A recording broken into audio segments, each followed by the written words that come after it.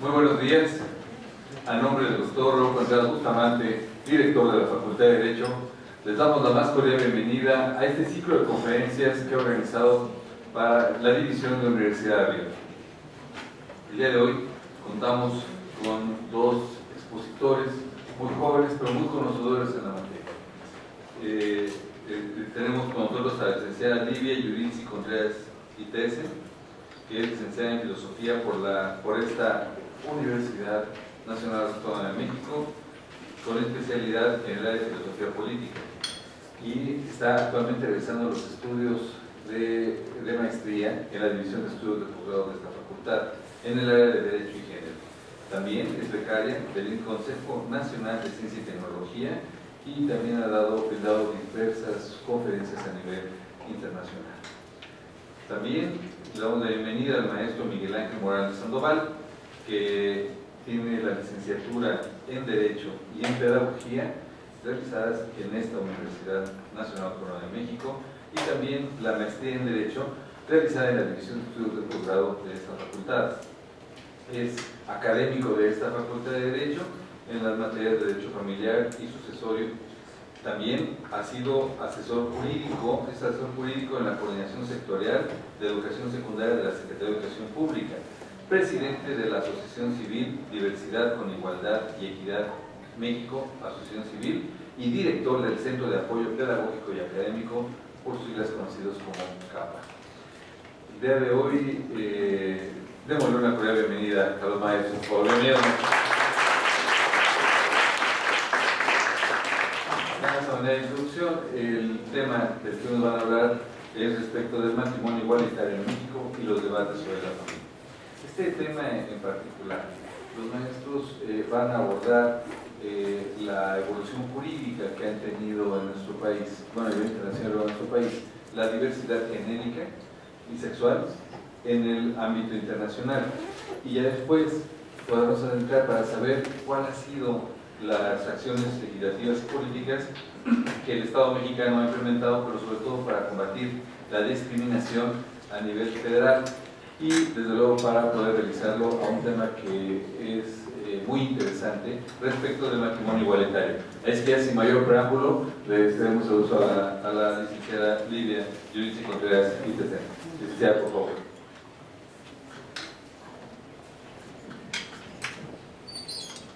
Gracias.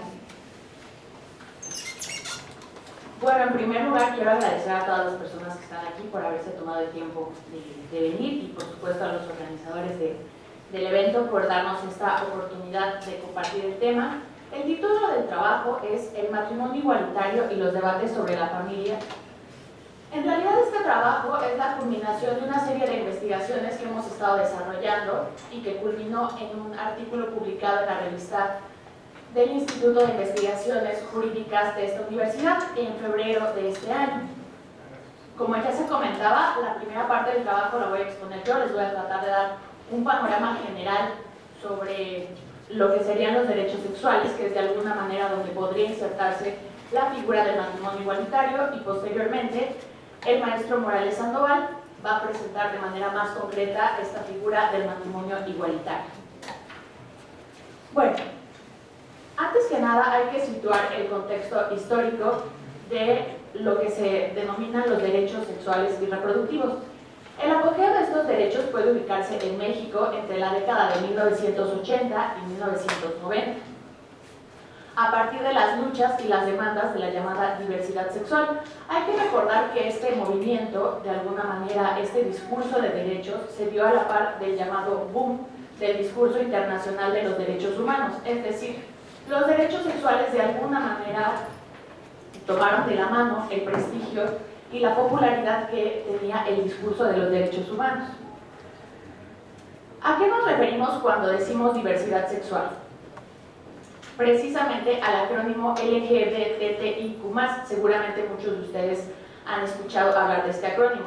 Si bien podríamos demorar mucho tiempo contando la historia de cada sigla que compone el acrónimo, que son lesbianas, gays, bisexuales, transexuales, transgénero, travesti, personas intersexuales, queer y demás, lo cierto es que estos grupos no siempre tienen demandas y necesidades semejantes.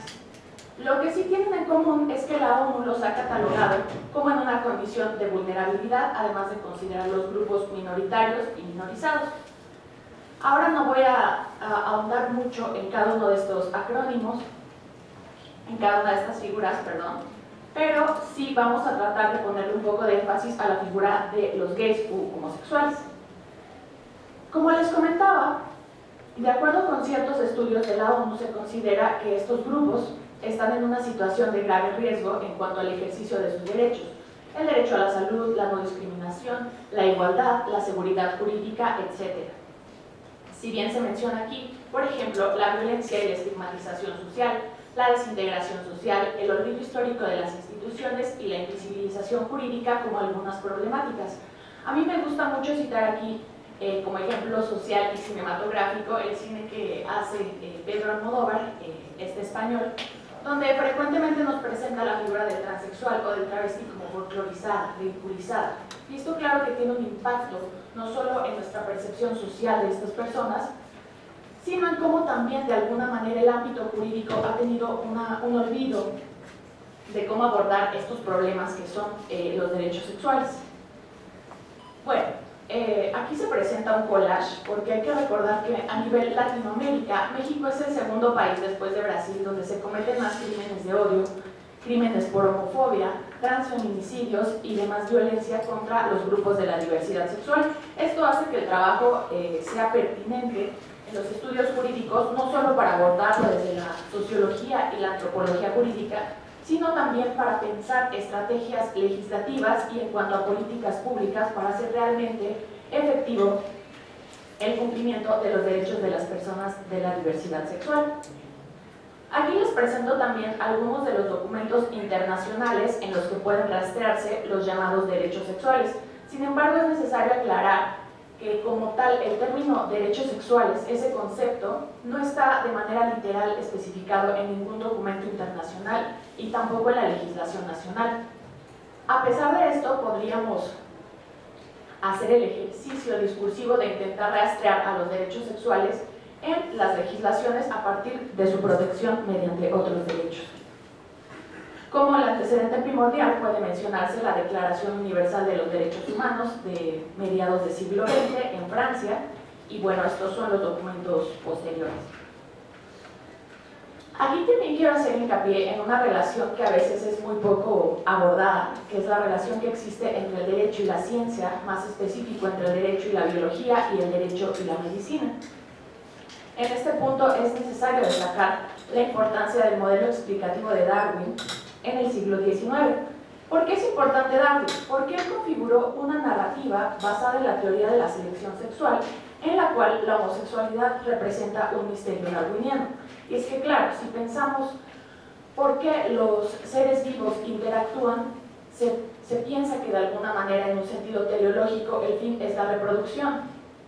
En ese sentido, la atracción de alguna manera entre los sexos está justificada. Pero ¿qué pasa con la homosexualidad? Para la ciencia se volvió un misterio tratar de justificar de manera epistémica, bien fundamentada, por qué existe la homosexualidad.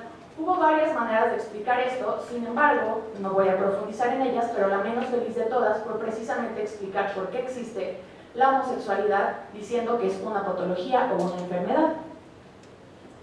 Sobre eso precisamente quiero mencionarles que en 1973, seguramente algunos de ustedes recordarán ese acontecimiento, cuando la Asociación Mexicana de Psiquiatría elimina de su diagnóstico de trastornos mentales a la homosexualidad como enfermedad mental. A la par de esto, dicha asociación se pronunció en contra de todas las legislaciones y acciones que fueran discriminatorias. Y esto tuvo un impacto también en lo que posteriormente la Organización Mundial de la Salud declaró, también en 1990, quitando a la homosexualidad precisamente de su clasificación internacional de enfermedades. Podemos darnos cuenta que esto es algo muy reciente, por eso también para los estudios jurídicos vale la pena profundizar, porque son de alguna manera aspectos que no se han tomado en cuenta desde el ámbito jurídico. Normalmente lo que pasa en el ámbito jurídico es que asumimos de manera cegada todas las determinaciones científicas sin cuestionar de alguna manera su filiación tanto política como su justificación epistémica. Bueno, Esto es a lo que se le llama la despatologización de la homosexualidad. Y bueno, a partir de esto, pues definitivamente hubo un impacto social que, de hecho, el día 17 de mayo fue declarado como el Día Internacional contra la Homofobia, Transfobia y Bifobia.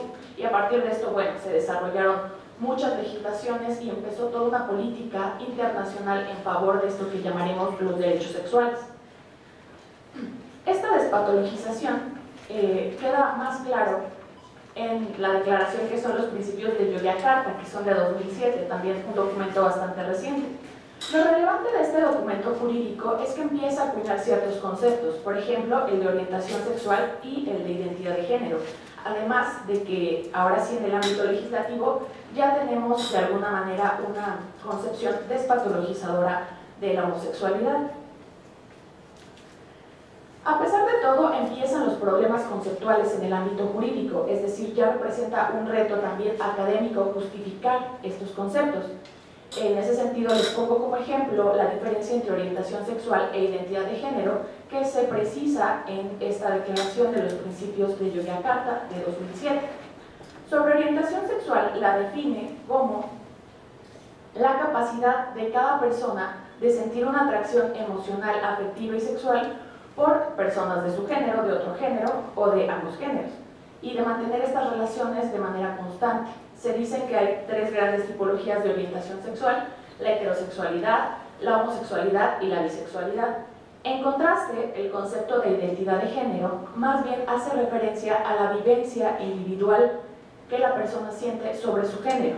Y sobre esto, el documento aclara que existen dos variantes, que es el transgenerismo y la intersexualidad. Los estudios sobre intersexualidad son muy interesantes, sin embargo, bueno, aquí no es el lugar para profundizar sobre eso.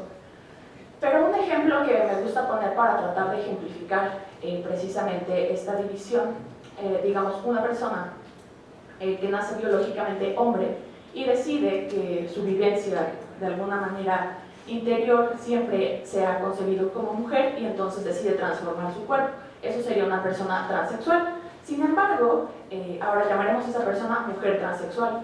Sin embargo, eso no repercute en su orientación sexual, es decir, esta persona puede seguir sintiendo atracción física y emocional hacia las mujeres. Entonces tendríamos a una mujer trans lesbiana.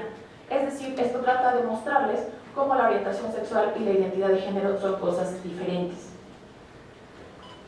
Para el ámbito jurídico también empezaron otras problemáticas que tienen que ver precisamente con conceptos. En gran medida es interesante hacer un análisis discursivo de cómo ha evolucionado la terminología de los derechos sexuales. El concepto de orientación sexual, se distingue del de preferencia sexual. Por un lado, el de orientación sexual hace referencia a un determinismo biológico, es decir, tú eres homosexual porque así naciste, nada tuvo que ver tu decisión por alguna causa extraña, naciste así, hay un determinismo biológico. En contraste, la preferencia sexual tiene que ver con la deliberación autónoma de la persona, una decisión deliberada sobre su autonomía, donde podríamos decir que lo homosexual se hace, se afirma.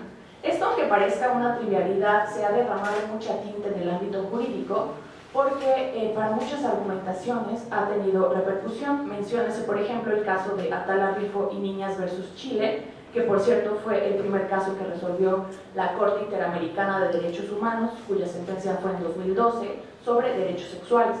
En esta sentencia fue fundamental la argumentación para que a la mamá, que era Atala Rifo, le diera la custodia de sus hijos, precisamente basándose en un concepto de orientación sexual, es decir, que la mamá no tenía ninguna influencia sobre su condición de homosexualidad, sino que ella había nacido así y ya. Esto tuvo repercusión y claro que para el ámbito jurídico se vuelve interesante e importante de analizar cuáles van a ser nuestros conceptos jurídicos base sobre los cuales se va a discurrir. Bueno, a la par de la despatologización de la homosexualidad también surge la despenalización de la homosexualidad, y es que hay que recordar que según lo que enuncia la Declaración sobre Orientación Sexual e Identidad de Género, que esta fue posterior, de 2008, precisamente hasta ese año la homosexualidad era ilegal en 77 países, donde no solo se castigaba con azotes muchas veces, sino incluso con pena de muerte. Les leo rápidamente el punto 10 que emite esta declaración, que dice que los estados hacemos un llamado a todos los estados y mecanismos internacionales relevantes de derechos humanos para que se comprometan en la promoción y protección de los derechos humanos de todas las personas, independientemente de su orientación sexual e identidad de género. Aquí nos damos cuenta cómo los documentos jurídicos siguen afirmando estas categorías, estos conceptos. Bueno, aquí les presento un mapa. Este mapa es hasta 2012 de cómo está dividido el mundo sobre este tema.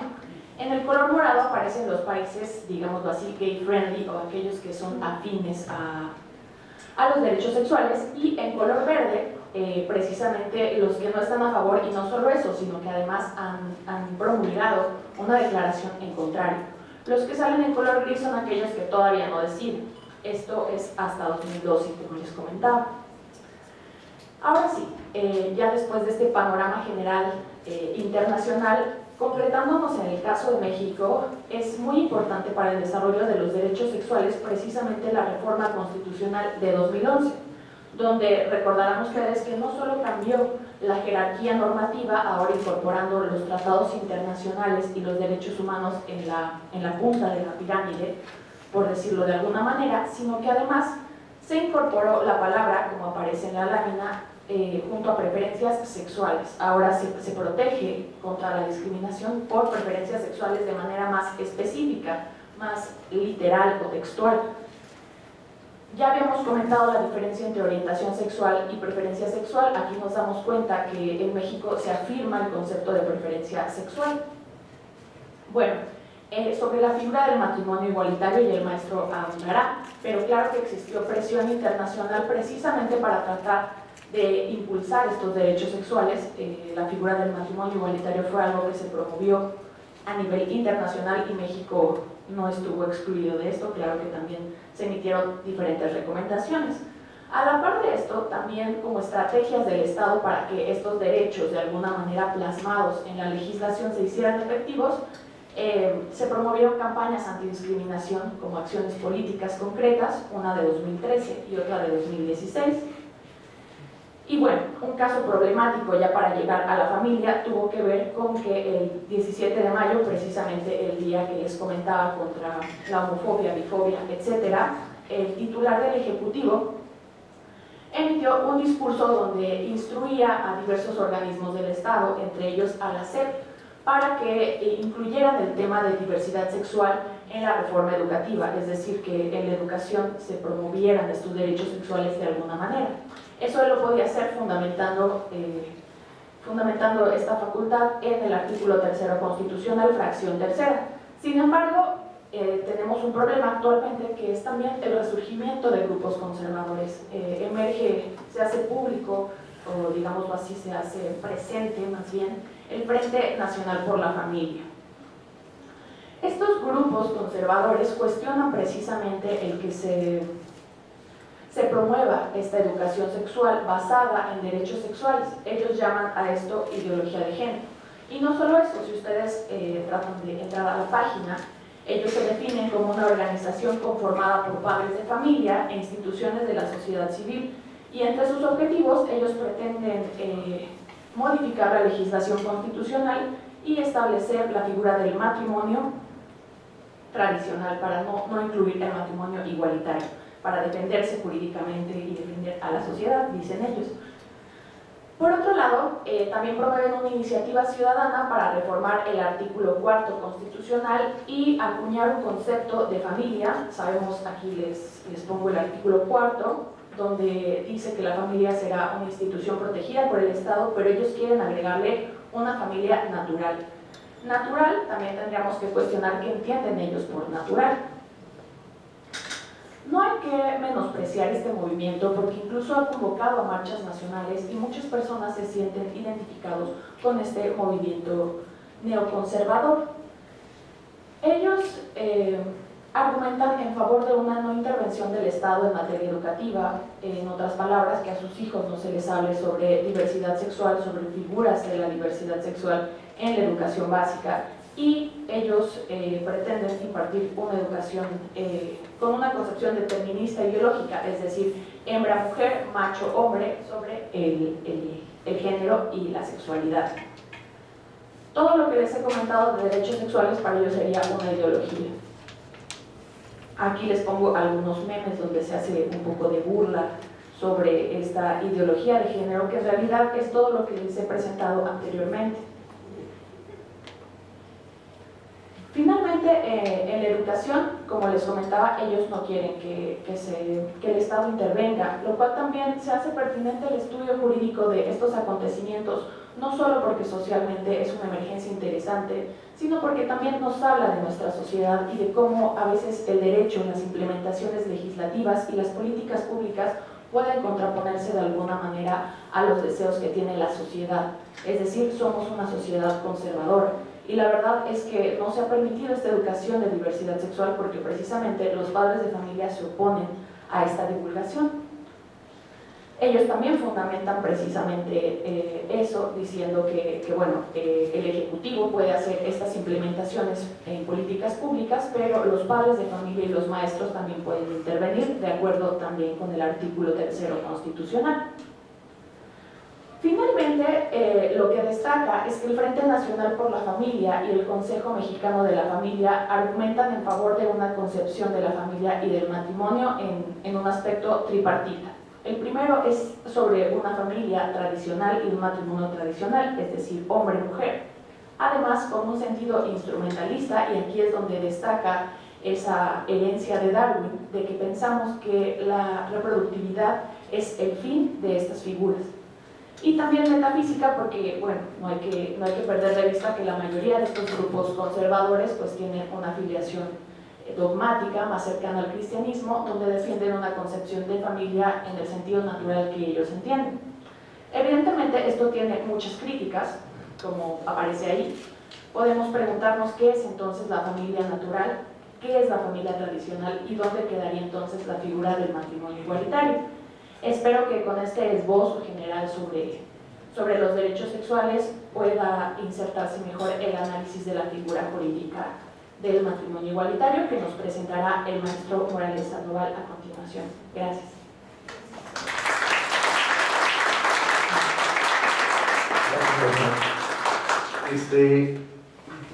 Buenos días, me da mucho gusto que hayan asistido. Muchas gracias por compartir este momento con nosotros. Agradezco principalmente la oportunidad que nos da la universidad por conducto del doctor Raúl Contreras Bustamante, que es el director de la Facultad de Derecho, y que pues bueno, nos da la oportunidad de ahondar más en estos temas que son, si bien es cierto, necesarios, también son prioritarios para la sociedad mexicana que se dialogue en relación a este punto. Comentaba la licenciada Livia una situación muy importante en relación al punto de que pues cómo se está transformando la sociedad mexicana, cómo está evolucionando el concepto de matrimonio como institución. Y es importante recalcar el tema de el matrimonio como institución porque pues muchos de nosotros no lo vemos de esa manera, pero en realidad es que el matrimonio respaldado por el derecho familiar pues es una institución que ha estado evolucionando constantemente y bueno, a favor del conocimiento y de muchas cosas más, nos ha permeado a todos en la sociedad mexicana. Hablaba la licenciada sobre el modelo educativo, es un tema interesante porque, bueno, a manera de síntesis, así entre paréntesis, ahorita, por ejemplo, el nuevo modelo educativo que se emplea en la educación básica, yo que trabajo en la SEP, se nos está informando, ¿no?, que hay que trabajar con los fines de la educación y uno de ellos pues, es la apreciación de la diversidad y la interculturalidad, ¿no? Son dos fines de la educación importantes porque dentro del salón de clase pues ya tenemos es un mundo, ¿no?, completamente donde hay alumnos con capacidades diferentes, hay alumnos que si bien es cierto son adolescentes, pues están en un proceso de identidad, de identificación sobre su orientación sexual, hay alumnos indígenas, alumnos que vienen de otros países extranjeros. A mí en algún momento me tocó la oportunidad de tener una alumna que era china, entonces pues no le entendía absolutamente nada, compañeros, apenas estaba aprendiendo a hablar español, y uno como docente dentro de las aulas pues tiene que tomar las estrategias pertinentes para poder llegar al aprendizaje esperado de uno de la escuela. Bueno, pues vamos a empezar a tomar el tema de la institución del matrimonio. Aquí les estaba mencionando, quiero ver si me puedo movilizar, pero ya vi que no.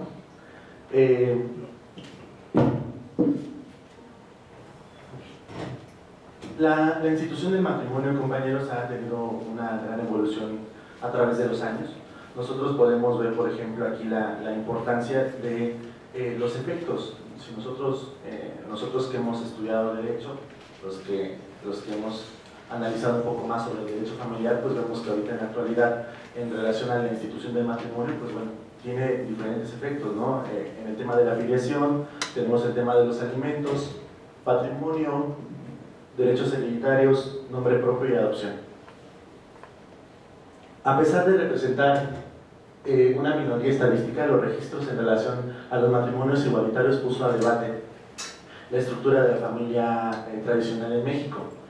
En México, la legalización de los matrimonios homoparentales inició a escala local desde 2009. Recuerden ustedes que en aquel entonces, bueno, se puso a debate en la Asamblea Legislativa para aprobar el matrimonio entre personas del mismo sexo. El 4 de marzo de 2010 fue cuando entró en vigor la reforma aprobada de la ley del 21 de diciembre de 2009, en donde permitió modificar el artículo 146 del Código Civil de la Ciudad de México. Ojo, hay que tener pendiente que esto fue solamente a escala local. Y que define al matrimonio como la unión libre entre un hombre y una mujer. Ese era el concepto, y ahorita en la actualidad, bueno, ya lo define como la unión de dos personas. Esta modificación, bueno, dio una amplitud y un cambio importante al Código Civil en materia de familia, porque el hecho de que diga que es la unión de dos personas, pues ya te abre la visión en relación a que ya no solamente es un hombre y una mujer, te pone dos personas, y bueno, podemos considerar personas, el concepto de persona, como desde diferentes perspectivas, ¿no? Podemos observar el punto de que, bueno, ya no solamente son, puede ser un hombre con otro hombre o una mujer con otra mujer, puede ser también, a mí me pone a pensar esta situación, que puede ser un hombre con una persona de género transexual, ¿no? O un transgénero con un hombre. En ese sentido, bueno, pues se amplía el concepto de matrimonio. A esto, en el 2009 se sumaron otros estados, como fue Quintana Roo, Coahuila, Chihuahua. Es importante mencionar que cada entidad federativa posee un código civil en el que se reglamenta la institución del matrimonio. Solo algunos códigos, como en el caso de Quintana Roo, Coahuila y Chihuahua y la Ciudad de México, poseen este concepto, ¿no?, de matrimonio como la unión de dos personas. Sin embargo, otros estados, nosotros bien lo sabemos, hay estados que son muy conservadores y que, bueno, mantienen todavía el concepto de matrimonio como la unión de un hombre y una mujer, y aún más mantienen el concepto de matrimonio como uno de los objetivos del mismo, la procreación. Esta situación es importante mencionarla porque el reconocimiento de los matrimonios entre personas del mismo sexo lo vuelve más sencillo en estos estados donde se permite la unión entre personas del mismo sexo, pero lo complica en aquellos estados donde todavía no se permite la unión. Aquí tenemos tres notas periodísticas. La primera dice: la Corte Mexicana avala los matrimonios gay del Distrito Federal para todo el país. Si recordamos, esta es del martes de 10 de agosto del 2010, que fue cuando se dio esta discusión. Dice: 9 de los 11 ministros votaron a favor de los matrimonios entre personas del mismo sexo se reconozcan en todo el país. Después tenemos otra nota periodística aquí que nos dice: constitucionales, las bodas gay en el Distrito Federal. La Suprema Corte avala la reforma al artículo 146 del Código Civil del Distrito Federal. Pendientes, fallos sobre la adopción y matrimonios en los estados. Y por último ya tenemos otra nota periodística del Universal, donde menciona las primeras 5 bodas que se celebraron por parte del registro civil, y quien la celebra pues fue el juez el director del registro civil quien las celebra. También es importante ver, compañeros, los cambios legales en relación al matrimonio en la actualidad, en torno a que, bueno, también se reflejan en las estadísticas del INEGI. Podemos ver en el 2010, por ejemplo, se registraron 689 matrimonios del mismo sexo, 55.2% entre hombres y 44.8% entre mujeres. En el 2015 se registraron 558.000 matrimonios en total, 99.7% correspondieron a personas de distinto sexo, y el 0.3% que está establecido, 1.749, fueron matrimonios legales correspondientes a personas del mismo sexo. Por último tenemos las estadísticas del 2016, donde menciona que el 58% de la población, entre 15 hasta donde termine la edad, vamos, se encuentra unida, puede ser en concubinato o en matrimonio, y el 31% de la población es soltera, y solamente el 10% de la población es divorciada o viuda o separada. Aquí, por ejemplo, las estadísticas del INEGI mencionan que el 1% de ese 10% son personas separadas, pero por parte de personas del mismo sexo. Tenemos aquí 4 notas. La primera dice, según el Centro de Población de Vivienda del INEGI de 2010, derivan estigmas en los matrimonios gay, y menciona que México tiene cerca del 1% de los hogares compuestos por parejas del mismo sexo. En la segunda nota nos menciona también desde parte de la página del INEGI, donde nos habla precisamente sobre las estadísticas que tienen en relación al matrimonio en el 2014, en el 2015 y en el 2013, en el 2014, 2013 y 2012. Y otra cosa importante, aquí el Economista, el periódico El Economista nos menciona que los divorcios subieron el 136% en los últimos 15 años. Tuve bien poner la nota porque nos da a entender que los matrimonios con personas del mismo sexo han sido estables y que se han mantenido, a diferencia de los matrimonios entre personas de diferente sexo. Los matrimonios entre personas del mismo sexo se han mantenido estables, y bueno, podemos ver desde ese punto de vista que han sido a beneficio, ¿no? Por último, mencionan las estadísticas que ya les había comentado con anterioridad. El 3 de junio del 2015, la Suprema Corte de Justicia emitió una tesis jurisprudencial que declara inconstitucionales los códigos civiles de las entidades del país donde el matrimonio se entiende como la unión entre un hombre y una mujer y que tiene como fin la procreación.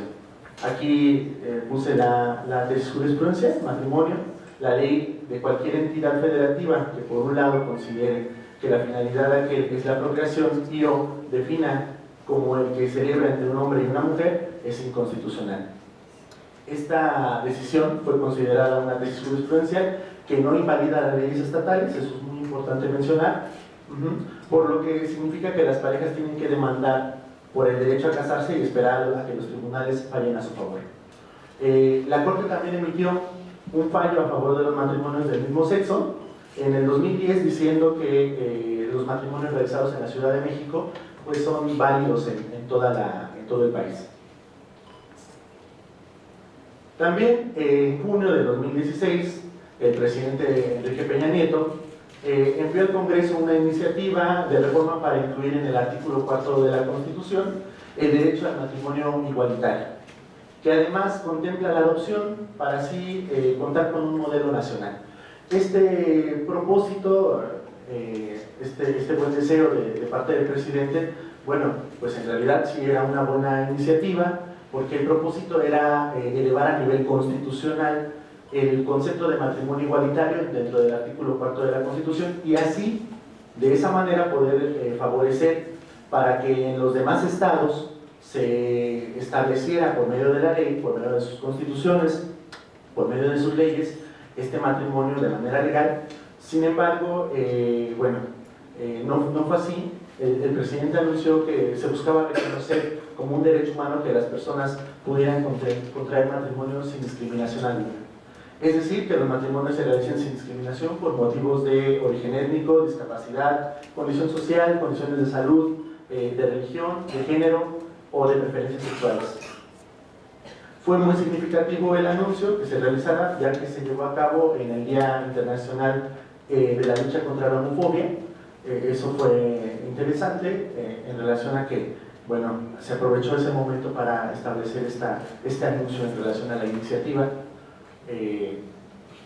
Bueno, de esta forma quedaría explícito que el matrimonio igualitario en nuestra Constitución, como ya ocurre en varias entidades federativas, sin embargo no puede haber en nuestro país algunos estados que tengan ciertos derechos y otros no.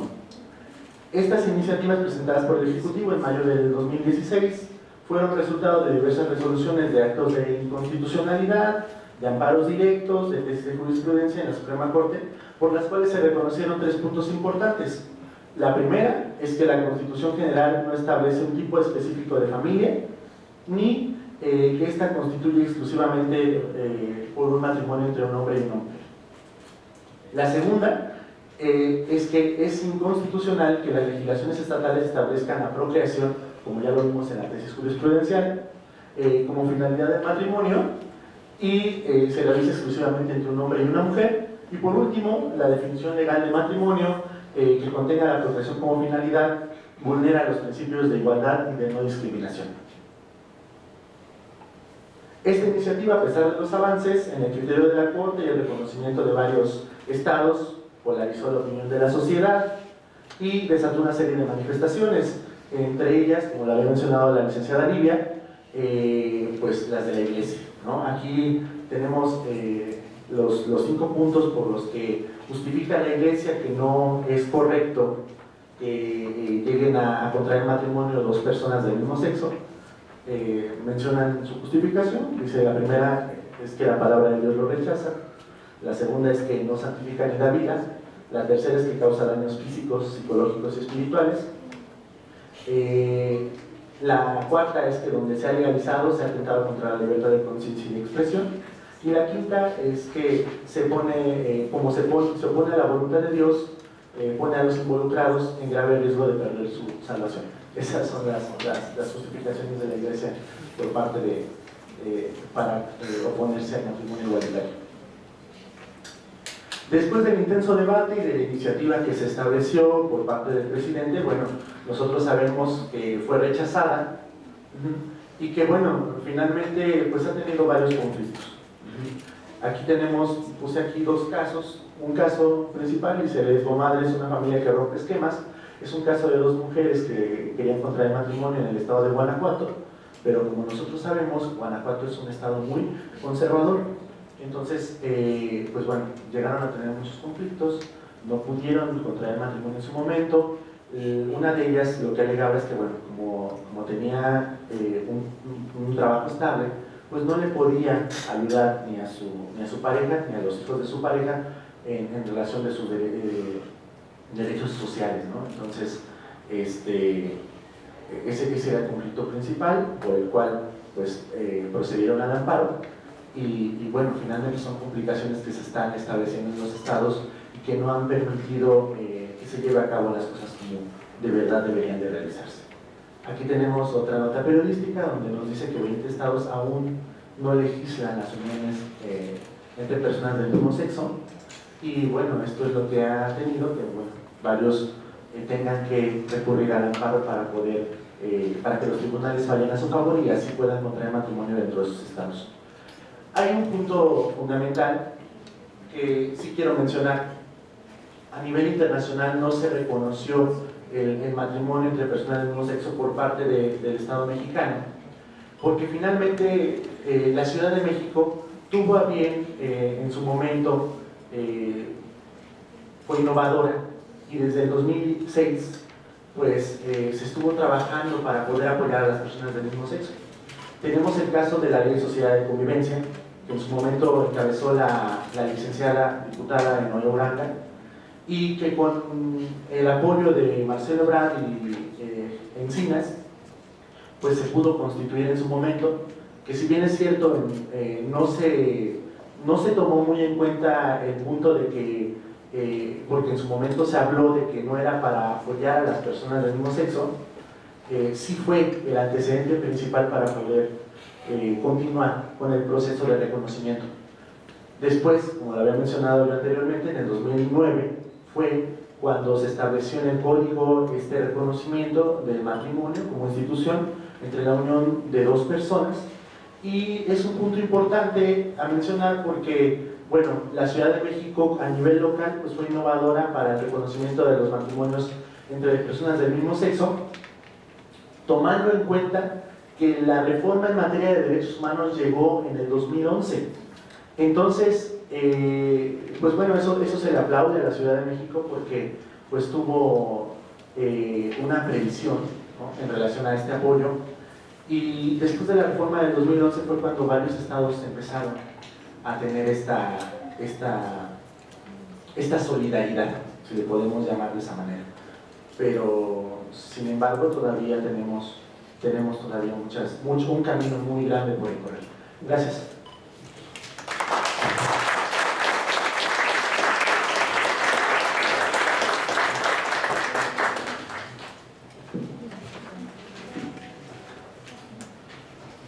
Muchas gracias, maestro. Indudablemente que, como bien lo dice el maestro Miguel Ángel, todavía hay un gran camino por transitar, y justamente este tipo de temas que se traen aquí a esta Facultad de Derecho, la instrucción de los directores presenta para que ustedes tengan algún tema para que cuando terminen la carrera y opten por el título de licenciado en Derecho, tengan un tema para poder desarrollar su tesis, que desde luego que se siga abonando a este tipo de temas. Es que, muchas gracias. Podemos hacer, nos quedan unos minutitos, podemos una o dos preguntas para que no se empalme con la siguiente conferencia. Si alguien desea hacer alguna pregunta, por favor. Bueno, no más bien un comentario breve acerca de lo que ustedes comentaban acerca de que el matrimonio no necesariamente tiene como finalidad la apropiación, ¿no? Comentar que hay un libro que se llama La llama doble de Octavio Paz y que menciona esta diferenciación entre sexualidad, erotismo y amor, y entonces hablaba acerca de que la sexualidad es una función básica para buscar la apropiación, pero el erotismo es una sublimación de la sexualidad, al igual que la poesía. El lenguaje común comunica, pero la poesía transforma ese lenguaje común y lo sublima. ¿Y a qué quiero con esto llegar? Que el matrimonio de igual manera es una sublimación de la sexualidad primaria, que al principio es un ritual, pero que también es una institución que anula o que no tiene como finalidad la procreación y que busca enaltecer ciertos valores culturales, ¿no? Entonces, por eso incluso existe en el erotismo técnicas que permiten a los individuos retardar el orgasmo, ¿no? Digamos que es una anulación. Igualmente el matrimonio, pienso que por eso no tiene esta procreación como finalidad. Gracias, Jesús. Sí, en efecto, bueno, lo estás viendo desde un punto de vista de la literatura. Yo tuve bien, no, está muy bien, yo tuve bien trabajar con la licenciada Lidia este tema, porque, bueno, ella como filósofa, pues encontró la raíz, ¿no?, en relación al matrimonio igualitario. Y lo creí fundamental que lo trabajáramos de esa manera porque, bueno, todavía hasta la fecha sigue habiendo, es un tema muy escabroso, ¿no? Hay mucha controversia, muchas personas, yo quiero comentarles una cosa importante. Compartí por medio de Facebook, los invité a grupos de la UNAM, alumnos, comunidades, extendí la invitación para que vinieran, si es que así su deseo, y increíblemente vi 4 o 5 comentarios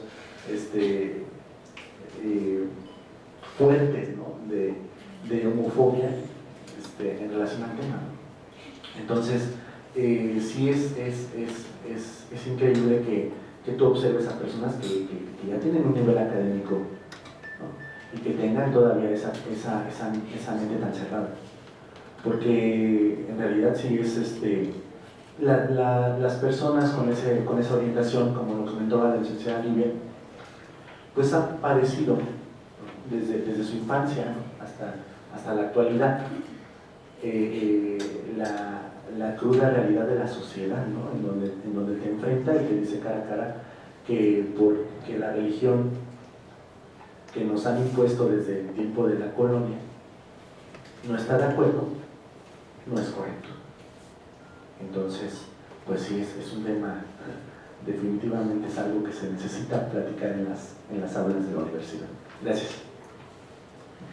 Muy bien, agradecemos la participación el día de hoy de la licenciada Livia Judith Contreras Itesen y del maestro Miguel Ángel Morales Sandoval.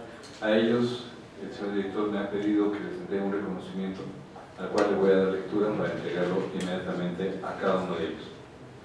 Dice: la Facultad de Derecho otorga, me voy a poner de pie, la Facultad de Derecho otorga el presente reconocimiento a la licenciada Livia Judith Contreras Itesen y también al maestro Miguel Ángel Morales Sandoval por su destacada participación como ponentes en la conferencia El matrimonio igualitario y los debates sobre la familia, disertada el 21 de abril de 2018 en el Auditorio Isidro Favela de la Facultad de Derecho. Por mi raza, Bolívar Espíritu, Ciudad Universitaria, Ciudad de México, abril de 2018, firma Dr. Contreras Bustamante, director de la Facultad de Derecho. Muchas gracias.